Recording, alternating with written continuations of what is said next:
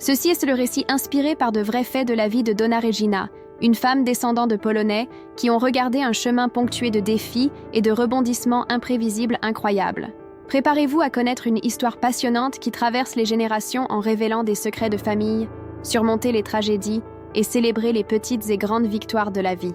Une femme simple dont la trajectoire surprenante nous rappelle la force de l'esprit humain et le pouvoir durable du sang Lee. Si vous ne suivez toujours pas notre chaîne, abonnez-vous maintenant. Cliquez simplement sur le bouton d'enregistrement ci-dessous. N'oubliez pas d'activer le Notifications Bell pour ne manquer aucune des vidéos suivantes. Votre coup de pouce est essentiel pour rester en vie. Ce travail ici sur YouTube. Maintenant, préparez-vous à connaître l'histoire extraordinaire de Regina. Allez, ma chère, n'hésitez pas à commencer, mon ami. Heureux que vous soyez venu, rapprochez-vous un peu de « Écoutez-moi pour dire ma trajectoire ». Je suis née en 1964 dans un village à l'intérieur de la région du sud du Brésil. Ce que je vais partager maintenant n'est pas simple, mais c'est à moi, plein de joies et de peines, que Dieu a placé sur mon chemin. Je suis la fille d'Erico Kowalski et de Gloire. Le nom de mon père a toujours donné aux gens du travail à prononcer, seulement lui. Je n'ai jamais pensé à changer. Il a dit qu'il avait porté l'histoire de toute notre famille, et les habitants de la ville ont fini par apprendre, parlant bien seulement qu'il corrigera toujours avec cette patience. Les gens vivaient. Commentant que je n'avais rien à voir avec ma mère, je me suis tirée vers mon père. Peau claire, yeux bleus et le même nez frappant de la famille Kowalski. Attention à voir les vieilles photos, tous les parents de son côté avec ce trait indubitable. Déjà ma mère, elle était brésilienne brune, avec des yeux colorants au miel qui ressemblaient aux bijoux et avec un petit nez très délicat. Avait de longs cheveux bruns, atteint le taille. Enfant, je pouvais passer des heures à m'asseoir derrière elle, ajustant ce monde de fils. Maman m'a appris à faire des tresses construites d'une manière qui était belle. Notre maison a été construite en bois, dans un vaste sol, à la suite du moment où le gouvernement a distribué des lots aux immigrants. Avait un porche avant où nous sommes passés l'après-midi. Dans la cour, il y avait tout, fruits, sites de légumes, poulets et porcs. Mon père a travaillé dans les champs, a planté ce qui était possible, tandis que mon mère a pris soin des tâches ménagères, mais a également collaboré dans les domaines. À l'époque, la vie était différente. Il n'y avait pas de télévision, juste une radio ancienne que papa a appelée sur le crépuscule. Les rues étaient de la saleté et devenaient boueuses quand il a plu, une complication uniquement. Pourtant, je peux dire que nous étions heureux, participant des festivités paroissiales et des danses communautaires. Le peuple entier se connaissait et s'est aidé. C'était une région avec de nombreux Polakos, comme nous l'avons dit, mélange de la culture, de la cuisine et de la parole. Sur la table, les pierogi et les haricots sont apparus, et Papa Talanges, toujours le portugais avec un accent chargé, qui n'a jamais perdu. À la maison, nous vivions entre les histoires de la Pologne, racontes par lui, et les traditions brésiliennes, venant de la famille de ma mère. À Pâques, nous avons peint des œufs et nous avons béni la nourriture, et bien dans le style polonais, mais nous ne cesserons pas de célébrer la fête de juin, droit à warme et feu. Nous étions une grande famille, 4 frères. Les plus âgés, Marcos, puis sont venus Paulo, moi alors et enfin le Nando, que nous avons appelé Nandinho. Nous tous, nous héritons des traces de papa. Ce sang polonais est fort, disait-il. La maison était toujours pleine de bruit, de rires, se précipiter. Ma mère a affirmé que le fils était le même que le pop-corn. L'un a éclaté et a amené les autres. Marcos, étant le premier-né, a toujours été plus responsable et a aidé mon père sur le terrain depuis tôt. Paulo était plus réservé, aimait s'isoler avec des livres. J'étais proche de maman essayer de découvrir la maison. Et Nandinho, il était le xodo de tout le monde, le plus jeune. Maman était le point d'équilibre là-bas. Tout s'est passé pour elle. Le matin, il était déjà debout, allumant le poêle à bois pour préparer le café. L'odeur du pain chaud qu'elle cuit, il a traversé la rue et a appelé les voisins, qui sont apparus avec l'excuse de demander une tasse de sucre, juste pour fixer une tranche de ce pain frais. Elle avait une façon unique de tout faire. Laver le dévêtement dans le réservoir, il fredonnait des chansons qu'il avait apprises de sa grand-mère. Les cheveux longs tremblaient en tordant les morceaux, et je me suis assise sur un tabouret pour l'admirer. Parfois, elle ornait les brins avec les fleurs qui nous sommes réunis là-bas dans le jardin. Et c'était encore plus beau. Nous n'avions pas de gros luxe, mais la table, il a été mis. Maman a toujours aidé dans la récolte, mais avait le temps d'être présent à notre retour de l'école, avec une collation préparée, même si c'était juste de la polenta avec du lait. Je me souviens qu'elle a cousu nos vêtements. Il y en avait une machine à pédales ancienne, de ces très lourds. La nuit, après avoir dîné, elle s'est assise à la lumière à partir d'une lampe, car l'énergie manquait ou était faible et cousue. J'ai fait mes robes à partir du des restes que les voisins lui ont remis pour ordre. Mais ensuite est venu 1973, l'année où tout a changé.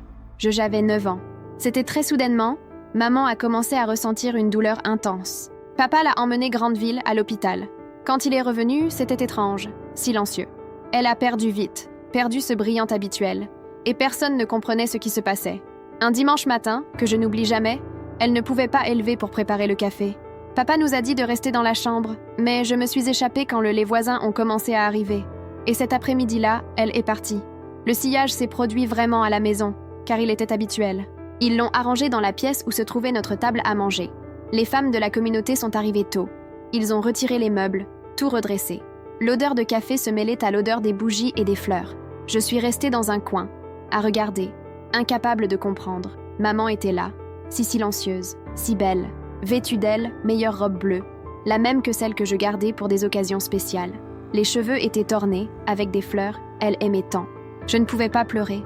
Les gens m'ont fait affection dans ma tête, parlant des phrases que je ne pouvais pas comprendre correctement. Je me tenais, attendant qu'elle ouvre les yeux et se lève, comme s'il s'agissait d'une sieste prolongée. Je pensais que si j'étais assez silencieux, elle se réveillait plus vite. Mais c'est dans le cimetière que la réalité est venue comme un coup. Quand j'ai vu le cercueil dans ce trou sombre, je suis allée dans le désespoir. J'ai crié, je me suis attrapé les jambes de mon père, suppliant de ne pas faire ça. Marcos a essayé de me tenir. J'ai tellement pleuré que je manquais d'air. C'était la première fois que je voyais papa pleurer avant tout le monde. Ce jour a détruit mon enfance. Ce n'est que plus tard que j'ai vraiment compris ce qui s'est passé. Elle avait perdu un bébé, était à nouveau enceinte, et il a eu de graves complications après son retour à la maison. Tant de mères sont mortes à l'intérieur faute de bons services. Peut-être que si c'était aujourd'hui, avec plus de ressources médicales, elle aurait été sauvée. Mais à ce moment-là et à ce moment-là, chanson du Brésil, la vie était cruelle, surtout pour les femmes. Après les funérailles, la maison n'était pas reconnaissable. Un silence lourd qui nous a impliqués. Papa a essayé de s'occuper de tout, mais ce n'était pas la même chose. La nourriture n'avait pas la même saveur. La couture n'a pas été touchée. Le jardin a commencé à se flétrir. Marcos, qui avait 13 ans, a fait ce qu'il pouvait. Paul a fermé encore plus livres. Nandinho, à 5 ans, a pleuré la nuit en appelant à maman. J'ai essayé de reproduire ce qui se souvient. Nettoyer, cuisiner, étendre les vêtements. Elle a toujours dit que chaque fille devrait savoir. Prenez soin d'une maison et m'a appris ce que je pouvais. Alors, le lendemain des funérailles, je me suis réveillée avant de tous. Il a allumé le poêle à bois et le café préparé. J'ai coupé le pain laissé par les voisins. Quand papa et mes frères se sont réveillés, la table était déjà réglée. Il m'a regardée avec un mélange de fierté et tristesse. Elle m'a caressé la tête et n'a rien dit. Mais j'ai compris que dans ce geste, il a remercié, mais avec un cœur serré. Donc, progressivement, je supposais des tâches que ma mère faisait. J'ai lavé leurs vêtements, essayant de cuisiner, garder la maison organisée. Papa s'est transformé en récolte, travaillant 2 fois. Les voisins, en particulier Donna Laura et Donna Sonia, m'ont aidé avec quelques conseils.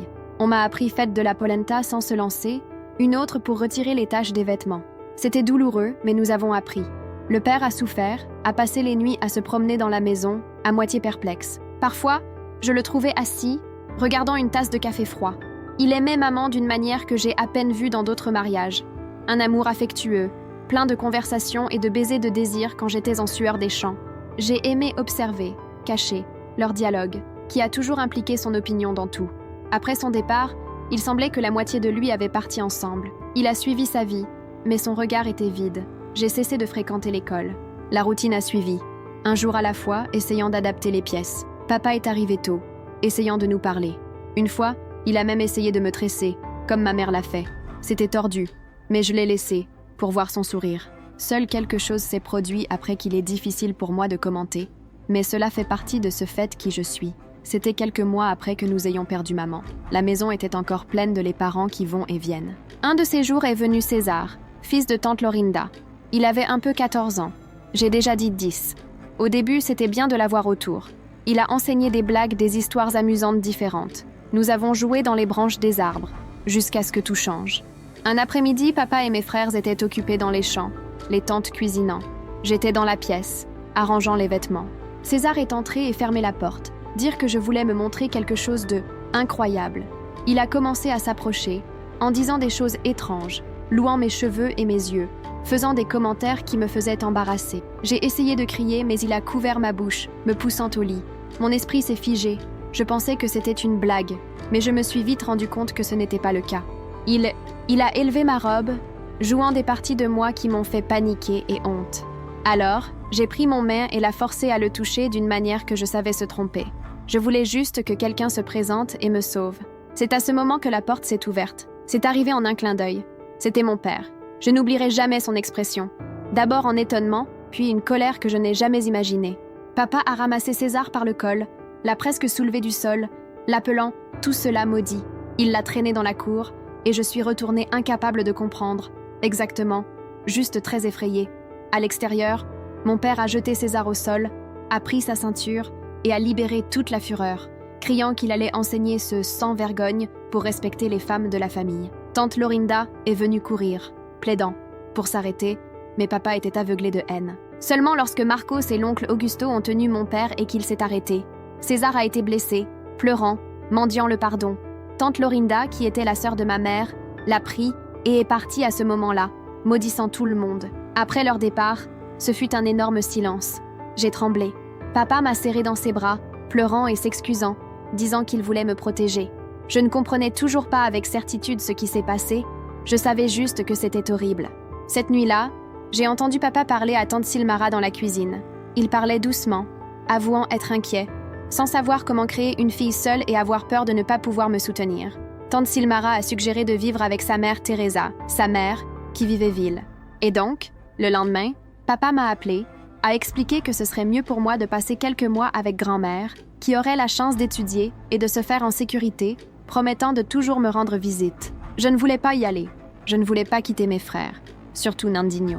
Mais en même temps, après ce qui était arrivé à César, je ne me sentais plus silencieux à la maison. J'ai dit au revoir en train de pleurer. Nandinho n'a rien compris. Paolo est resté calado et Marcos m'ont embrassé fort, disant « Allez, Regina, ce sera mieux pour vous. Mais n'oubliez pas de nous. Nous sommes allés par wagon à la gare. Le voyage était silencieux. Papa a essayé de parler quelque chose de gai, mais j'ai vu la douleur sur votre visage. Marcher dans un train était nouveau. Il secoua et a fait ce bruit qui ressemble à des berceuses. À notre arrivée, la grand-mère était déjà là sur la plateforme. Grand-mère Teresa était une dame de Sisouda, d'ancien temps, sans beaucoup d'appels, mais il a étreint papa et, étonnamment, il a commencé à pleurer dans ses bras d'elle, tout comme un enfant. Elle a promis de prendre soin de moi et m'a accueilli avec un câlin malheureux mais sincère. Papa a passé la journée avec nous chez nous. Ils sont restés parler dans les coins, chuchotant parfois, se disputant parfois doucement. La maison était énorme, chic, plein de meubles raffinés. J'avais même une chambre juste pour moi, imaginez. Qui a toujours couché avec les frères avait maintenant leur propre coin. Grand-mère vivait seule, et papa était en détresse de me quitter, mais il n'y avait pas le choix de quoi cela s'était produit. Quand il était parti, mon âme me faisait mal. Je ne savais pas à quoi ressemblerait ma vie à partir de là. Au début, j'ai remarqué que les voisins ne semblaient pas aimer une grande partie de grand-mère. Ils n'ont salué et suivi leur direction. Elle ne me parlait pas non plus. J'ai essayé d'aider à nettoyer la maison, mais elle a recommencé et je me suis sentie inappropriée. Un jour, elle a annoncé qu'elle m'avait enregistrée à l'école. J'ai été laissée satisfait, au moins j'aurais quelque chose à faire en plus d'être coincée à la maison. Elle m'a emmenée le premier jour, puis je suis allée seule. Peu à peu, je me suis fait des amis. Mes collègues vont me chercher et nous avons marché ensemble, discuté jusqu'à ce qu'il y ait là. Tout était très différent de mon école intérieure. Il y avait beaucoup plus de gens, plus d'enseignants, de nouveaux contenus. Au début, je me sentais un peu stupide, mais j'ai pris le rythme.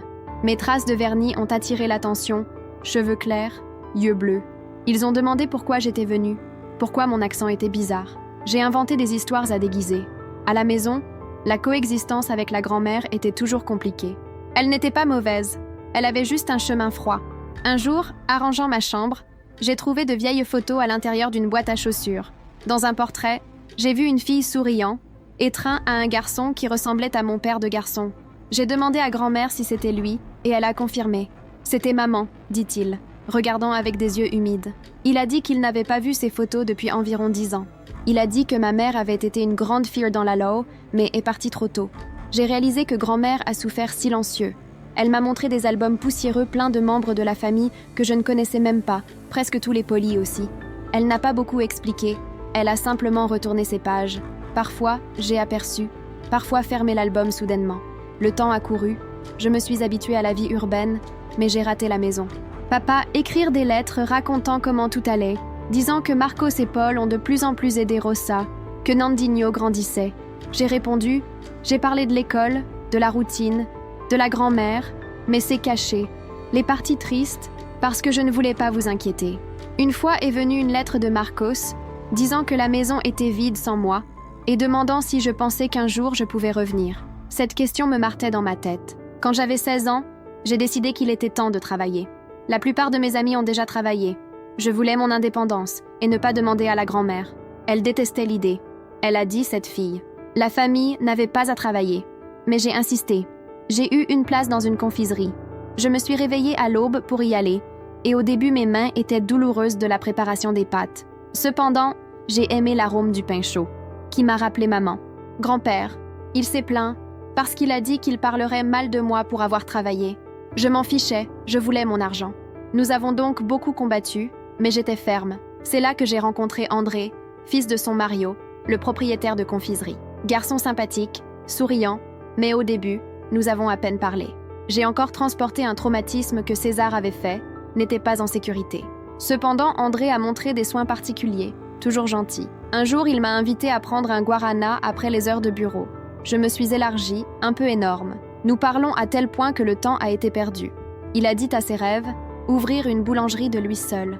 J'ai dit à mon lavis à l'intérieur, du manque que je ressentais de papa et des frères. Peu à peu, nous nous sommes rencontrés secrètement. Grand-mère soupçonnait tout et vivait en disant que l'homme n'en valait pas la peine. Rien, je devais me préserver. Mais André était différent. Il m'a fait léger, m'a fait rire et, surtout, je me respectais. Et puis, un jour, là à l'arrière de la confiserie, il m'a embrassée et mon cœur est sorti de ma bouche. C'était la première fois que je ressentais ce que c'était que d'aimer quelqu'un pour de vrai. Je ne pensais à rien d'autre qu'à lui. Nous suivons une relation cachée. Le travail a continué et je me permettais, faisant des pains, des gâteaux, des tartes. Ce Mario a dit que j'avais du talent pour ça.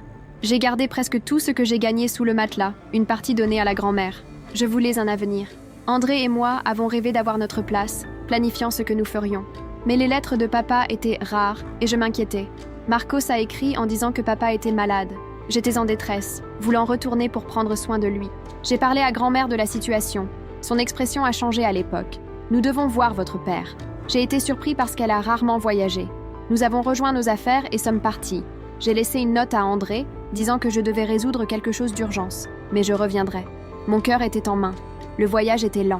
Grand-mère a passé le voyage presque tout en regardant fenêtre. À un moment donné, elle m'a regardée, avec un regard plus doux que jamais. « Regina, j'ai besoin de te le dire. Certaines choses. » Et donc, il a révélé son passé, en tant que jeune homme, disant qu'il a épousé mon grand-père Bogdan, qui était un veuf. Il avait d'autres enfants, même tante Silmara, qui n'a pas accepté ma grand-mère. Elle a ensuite raconté une tragédie impliquant le céramique familial, dans laquelle certains sont morts dans un accident au travail, y compris les enfants du premier, le mariage de mon grand-père.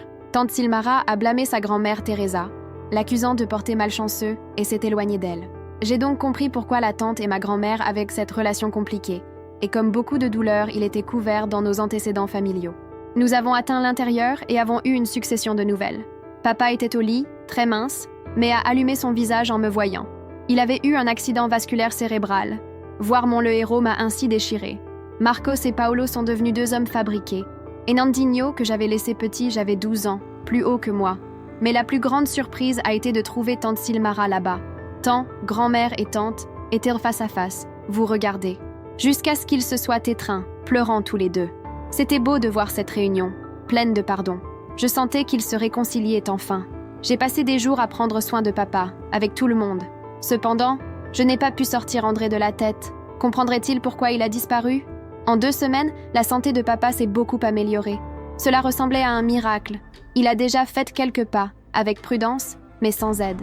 De cette façon, j'ai commencé à penser à revenir à la ville, pour reprendre mon travail et tout résoudre. Grand-mère a beaucoup changé dans la convivialité là-bas. C'était plus soin, aidant papa, parler à tante Silmara, rire avec mes frères.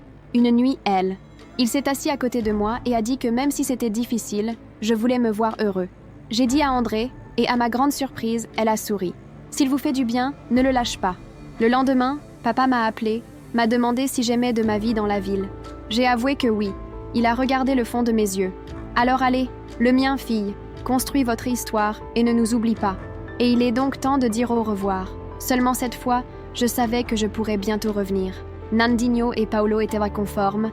Marcos était heureux pour moi.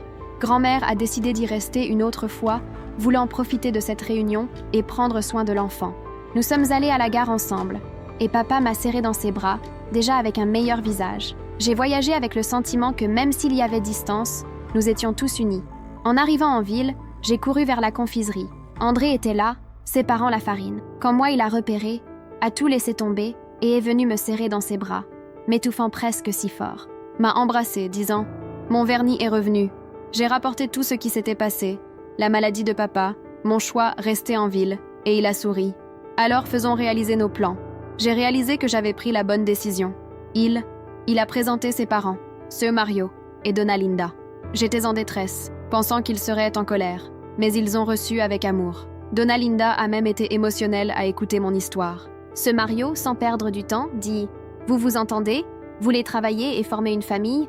Pourquoi ne vous épousez-vous pas ?» Cela semblait fou, mais nous avons commencé à planifier le mariage. Donna Linda était une vraie fée madrina.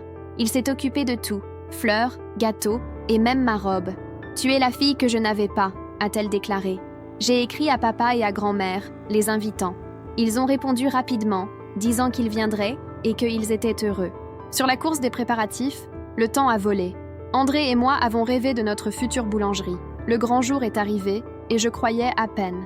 L'église, décorée de fleurs, s'était bondée.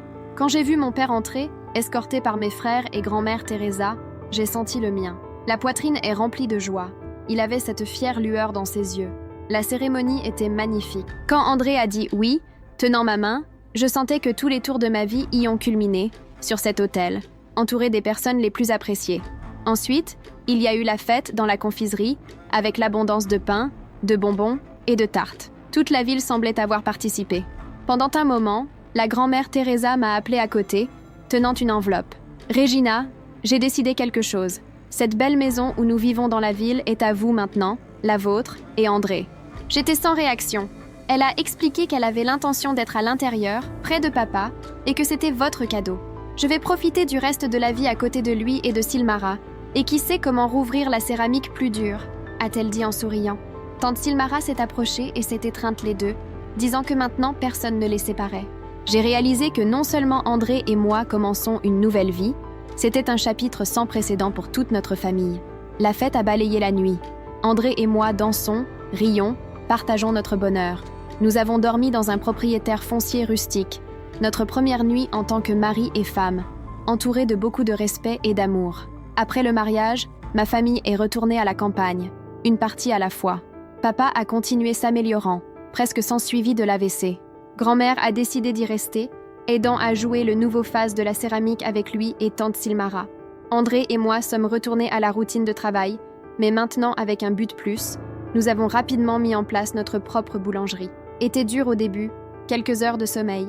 Cependant, au fil du temps, nous avons remporté la paroisse et avons été reconnus.